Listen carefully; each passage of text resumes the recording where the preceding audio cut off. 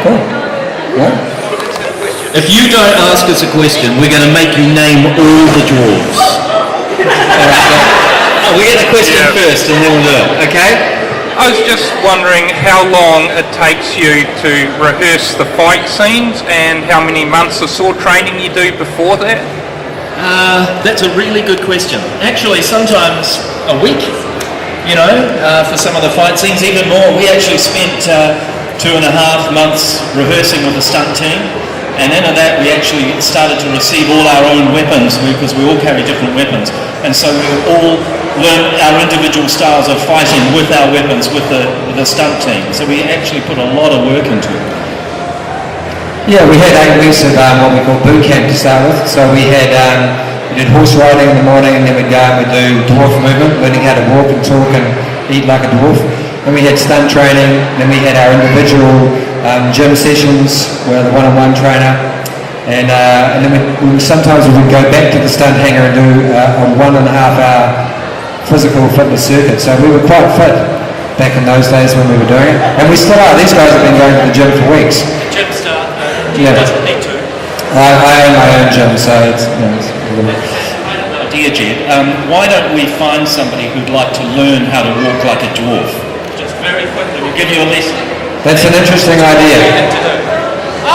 A volunteer. Yeah. All right. Let's walk you through it. Hey Victoria, how you doing? Good. You ever been a dwarf before? I was a dwarf yesterday. Okay, well we kind of can't, I mean if you've already done it, it's kind of like, it's a bit cheating, isn't it? Have you? Alright. First we're going to give you an example. This is what we had to do, we had to learn. And mind you, we had to learn with great boots on. So first you're going to do it. This is a normal walk. Big round of applause, please. It's not easy walking like a human.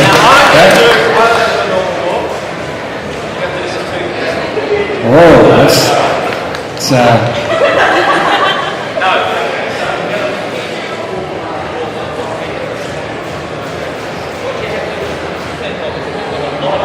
lot of weight on your legs. Lower you down.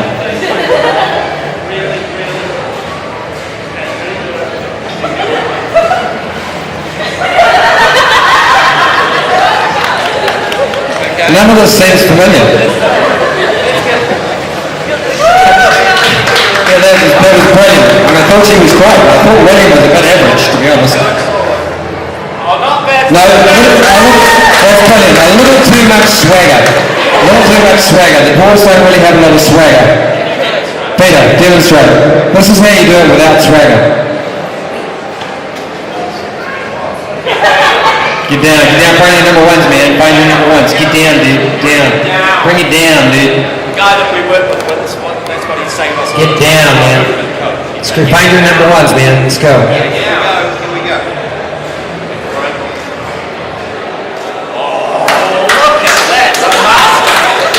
I mean, I've seen it a lot, but every time I see it, I get goosebumps. That is... Okay, here we go. Yeah. Great. That's great. Brilliant. Fantastic.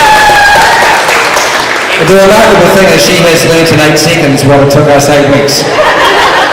And I feel just a little bit uneasy about that. I kind of thought what we're doing was quite special, but obviously it's not. Thanks for that, William. Any other great ideas?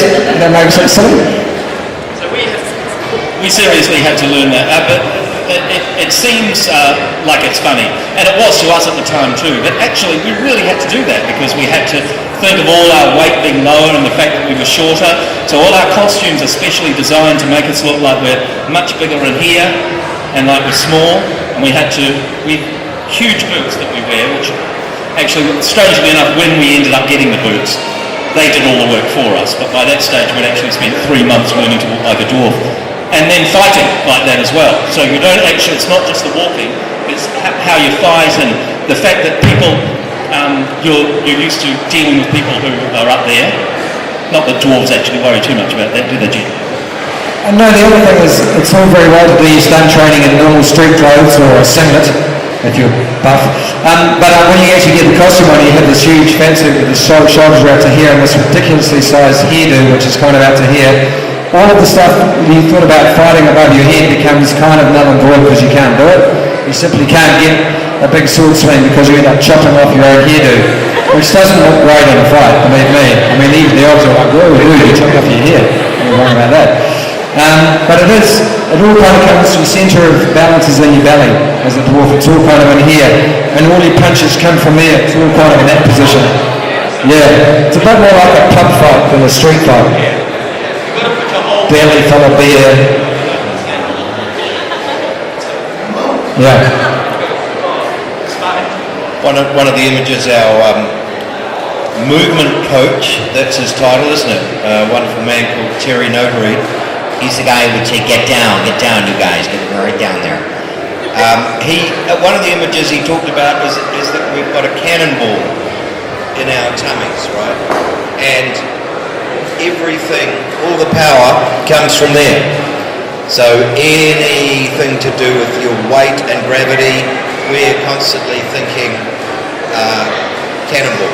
And also the dwarves are very connected to the earth and all the power that comes out of the ground and stuff like that. So there's a whole sort of mindset about it, as well as just kind of moving. It's all about an attitude. It's important to note that in the, I'm not going to worry too much about that, it's important to note that the dwarves that we play in 12 months, we don't think we're small. We dwarves are dwarves in the film. We think that we're the normal size and that everybody else is abnormal. So dwarves are a very, very proud, strong race. So whenever we're dealing with some like elves who are bigger than us, instead of looking up at them like that, we always have this vision of them. We'd always just raise our eyes at them because we're thinking, you belong down here where we are. We don't belong up there where you are. You're the abnormal one. We're not. Isn't that like life though? Don't we all think that about ourselves? I certainly do. Great question though, sir. Have we answered your question? Somewhere in there? Yes. They don't all have to be intelligent questions. No. They can be just silly. Or you could just leave.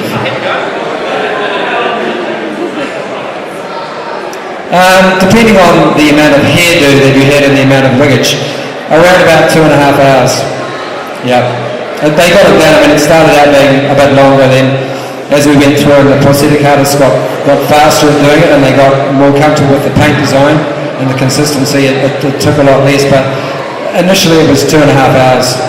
And for me, because of my elaborate hairdo, 2.5 days. So I only shot every 4th or 5th day. Yeah. What they do is they allow an hour and a half to do the prosthetic, and then 45 minutes to do the hair, and then about another 30 minutes to do the costume. So every morning. We had some early starts, 4:15. What was your earliest yet? 4 o'clock, 3:30. 3:30 in the morning. So it's a fairly big deal, and then a 16-hour day.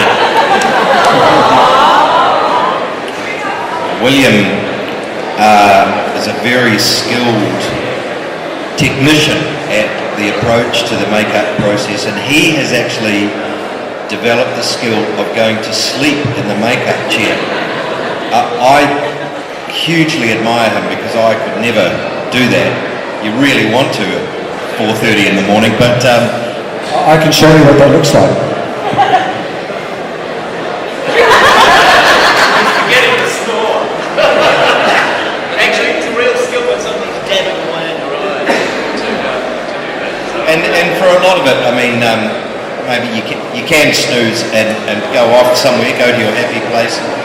But for a lot of that time, you've got to be responsive to the makeup artist and close your eyes, open your eyes, shift position, hold still, so it's you're not basically sitting on your ass for 2 hours. You're working in a sense. You're passive, but you've got to be alert and responsive to the process. Because otherwise, if they say, does it hurt when I do this, and you're asleep, I mean, they don't get an answer, so they just keep doing it. And you would wake up in pain every day, not knowing why they'd stuck that thing in your eyeball. But, it's kind of up to you. And that was no accident. I'll be here all day. Yes.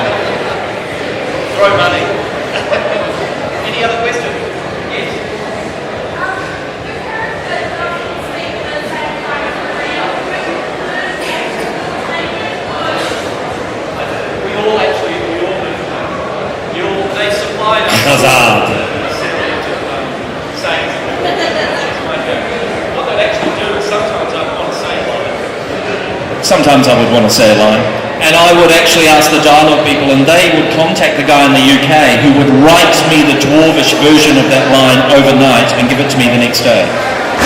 And then it might not end up in the movie, but that's not the point. The point is, it was still an amazing thing.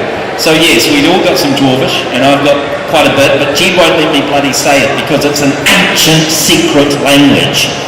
And every time I go and speak it, he goes and beats me up afterwards. Yeah, it's kind of explaining we never speak it in front of other races, we only speak it to each other. And you know, you guys are human. Just saying it, it's not a reflection of how I feel about you. It's just that you are a slightly different race to who we've become now. So I can say to Jeff, cool, very cool, but I can't say it to you. He just did it again. Just don't get why. Yeah. So just know that the pleasure, Pete, you. Yeah, that's a stunt. See that? That's how you do a stunt punch. And this is how you do one that's not a stunt. We don't want to kind of perpetrate violence. Last time that happened to me at Christchurch, Murray Keane, who's now a television director, Jen and I were in a show for Legs, and on the last night we were out at a party. Murray Keane threw a plate punch at me. I came up and he smacked me in the nose and broke my nose. And that's why he looks like he does today. In fact, Biffa also has my character slightly in the nose. It's quite funny because the designers actually put bits of us in the characters. Shall we talk about the film? The film. Yeah. I think it's a good idea.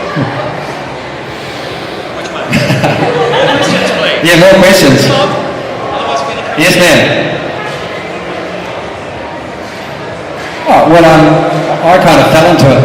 Not like falling into a hole. still trying to get him out. Yeah, I actually went to Otago University to become a phys ed teacher. Thank you.